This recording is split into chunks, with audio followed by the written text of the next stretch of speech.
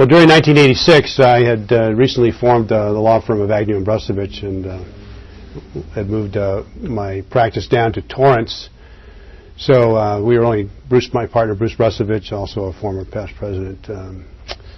We were only 2 years into our new practice when 1986 came upon us, and it was an extremely difficult but significant year as far as the presidency for CAALA, which at that time was known as LATLA, or the Los Angeles Trial Lawyers Association.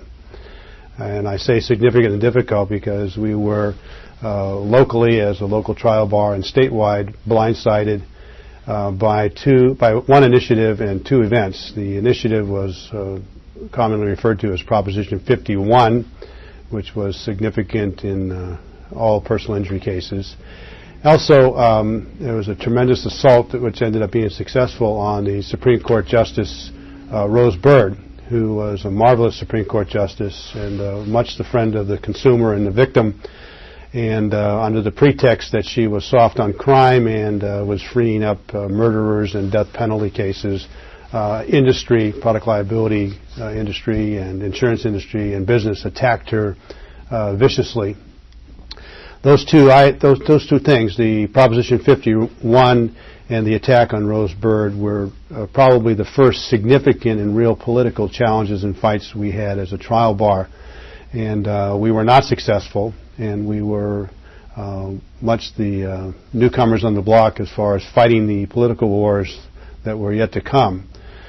The good thing that came out of that, however, is that we learned a lot, both locally and statewide, and we were extremely well prepared and capable of mounting a significant defense and offense against the insurance industry and others in 1988, when they really came after the trial bar, the consumer, and the victim, and really tried to run us out of town and close the courts on those victims and consumers and shut us down as lawyers for representing those folks. So the basis for our great fight and defense in 1988 came about from the hard-fought war and the scar tissue that we had to suffer in 1986 while I was president.